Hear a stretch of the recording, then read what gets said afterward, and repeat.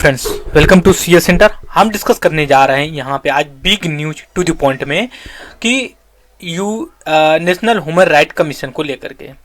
ठीक है, अब कॉन्टेक्स्ट क्या है ये देख लेते हैं। अभी हुआ क्या है, अपोजिशन ने ये मतलब आरोप लगाया है कि जो सेंट्रल गवर्नमेंट है ना, नेशनल ह्यूमन राइट कमीशन को आज मिसयूज कर रही है। क्योंकि देखिए, कुछ दिन पहले ये हुआ था बिहार में, एक हुज प्लेस है वहां पे हुआ था कि कुछ लोग शराब पीने की वजह से जो है कि उनकी डेथ हो गई है। ठीक है, आपको पता है कि वहां पे अदर देन सेंट्रल गवर्नमेंट है, तो इस वजह से अपोजिशन का ये एलिगेशन लग रहा है। तो हमारे एग्जाम्स के जो पॉइंट ऑफ व्यू से है, ठीक है, एलिगेशन लग रहा है, लगने दीजिए।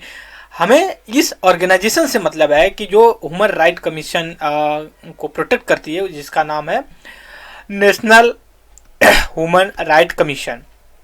कब इस्टेब्लिशमेंट किया गया, इसके मेंबर कैसे होते हैं, कैसे अपॉइंटमेंट करते हैं। हालांकि ऐसे ही एक बॉडी स्टेट में भी होती है जिसको स्टेट ह्यूमन राइट कमीशन बोला जाता है।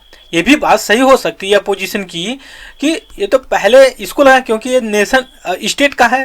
पहले अगर स्टेट का जो ह्यूमन राइट कमीशन अगर सही से नहीं करती तो फिर नेशनल ह्यूमन राइट कमीशन को आगे बढ़ाया जाता। यहाँ centre decide to get the national human right commission to investigate recent Bihar tragedy call the question with opposition party in the both house of the parliament criticise BJP let government misusing the constitutional body.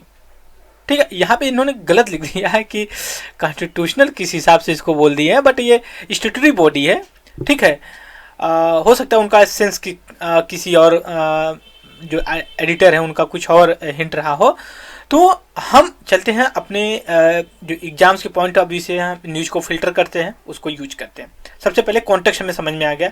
अब हम आते हैं human right commission के बारे में। एक second, थोड़ा सा अपना मार्क का कलर चेंज कर लेते हैं, इसकी थिकनेस को बढ़ा लेते हैं। नेशनल ह्यूमन राइट कमीशन सबसे पहले देखिए इस्टेब्लिश किया गया 1993 में, इज दैट क्लियर।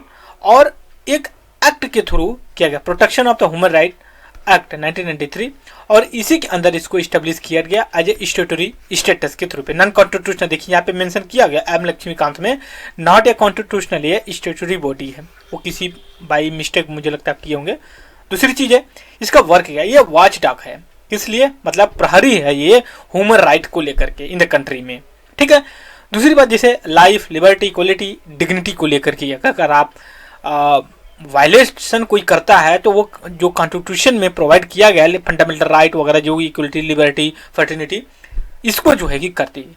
दूसरी बात इसका ऑब्जेक्टिव क्या है, इस्टेब्लिशमेंट करें strength and institutional agreement human strength, जो ह्यूमन राइट कमीशन से ह्यूमन राइट से को लेकर लोग allegation access independency of the government को लेकर। दूसरी बात है complete strengthen already the made direct. ये कमीशन, थोड़ा सा मैं यहाँ पे बैकग्राउंड बताऊंगा। ये कमीशन मान लीजिए कि आगे दिया है लेकिन हम उतना लाइन बाय लाइन नहीं करेंगे। नेशनल ह्यूमन राइट कमीशन, अब समझ लीजिए इसको, इसका एक तरह से बोला जाए तो बहुत ब्रॉडर जो कि पर्सपेक्टिव है, बट उतना इफेक्टिव ही नहीं हो पाती है कभी कभी। इसका समझ लिए कि ये जेल में अगर कोई इंसिडेंट होता है कंट्री में, कहीं भी ये कर रही है, गलत भी नहीं है एक तरह से अगर सेंट्रल गवर्नमेंट भेज रही है, लेकिन प्रोसीजर स्टेप फॉलो करना चाहिए सभी को। वो इन्वेस्टिगेट करती जेल में जाकर के, जो है कि अगर सेंट्रल जेल है वहाँ पे जो कैदी हैं उनके भी, ठीक है, वो क्राइम तो किए हैं बट उनका भी तो कुछ राइट्स है ना, उन भी। दूसरी बात है मान लीजिए कोई ट्रेजेडी हो वुमेन को लेकर के, तो वहाँ भी लोग जा सकते हैं human right commission, women right commission के लेकर। अब यहाँ पे देखते हैं जो कमीशन है कंपोजिशन क्या है, मल्टी मेंबर बॉडी होती है। ठीक है, और एक तो चेयरमैन होता है इसका, और 5 जो कि इसके मेंबर होते हैं। जो चेयरमैन होता है ना, इसके चेयरमैन जो होता है वो retired chief justice of India या जज हो सकते हैं, जज या रिटायर्ड जो चीफ जस्टिस ऑफ इंडिया हो सकते हैं। दूसरी चीज़ इसके जो मेंबर होते हैं ना, वो सर्विंग मतलब काम कर रहे हो, या रिटायर सुप्रीम कोर्ट के जज हो सकते हैं। इधर क्लियर। और सर्विंग और retire chief justice of high court under 3 person also भी कर, ये full time member, part time member है। दूसरी चीज ये अपॉइंट जो किए जाते हैं ना, अपॉइंटमेंट इनका जो होता है वो प्रेसिडेंट के द्वारा होता है, और इनका जो टेन्योर होता है 6 ईयर या 17 ईयर होता है।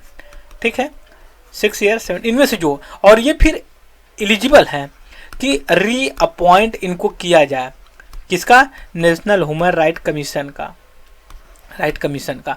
बट ये है कि जब ये 70 साल पूरा कर लेते हैं फिर रीअपॉइंट नहीं होते हैं तो अदर गवर्नमेंट फंक्शनिंग में ये जो है कि वर्क नहीं कर सकते। ठीक है, यहाँ पे वही सारी चीजें दी है जो मैंने वहां पे दिया।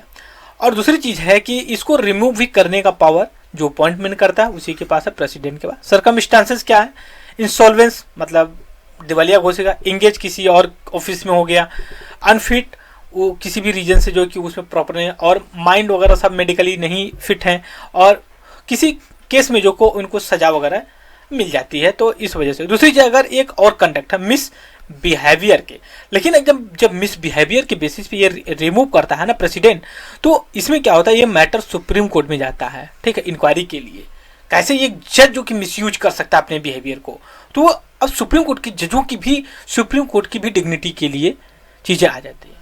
दूसरी चीज इनकी जो सैलरी वगैरह होती हैं, अलावेंस वगैरह होता है, वो जो है कि सेंट्रल गवर्नमेंट डिटरमाइन करती है। हाँ, एक चीज़ मैंने स्किप कर दिया, यहाँ पे मैं बता देता हूँ। जब ये जैसे मान लिया कि ये इसके चेयरमैन या फिर मेंबर ये अपॉइंट होते हैं, किससे, ये प्रेसिडेंट करता है। ठीक है, लेकिन इससे पहले एक कमेटी होती है, वो प्रेसिडेंट प्राइम मिनिस्टर होते हैं प्लस होम मिनिस्टर होते हैं, फिर उसके बाद leader of opposition Lok Sabha Rajya Sabha, ये ग्रुप ऑफ पीपल मिल करके फिर प्रेसिडेंट को सजेस्ट करते हैं नाम, और प्रेसिडेंट फिर इनको अपॉइंटमेंट करता है। आई होप कि आप उसको समझ गए होंगे ह्यूमन राइट कमीशन क्या होता है।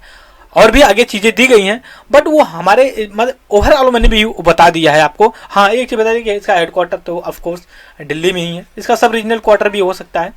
राइट, सो इस वीडियो में इतना ही। Thank you very much discussion.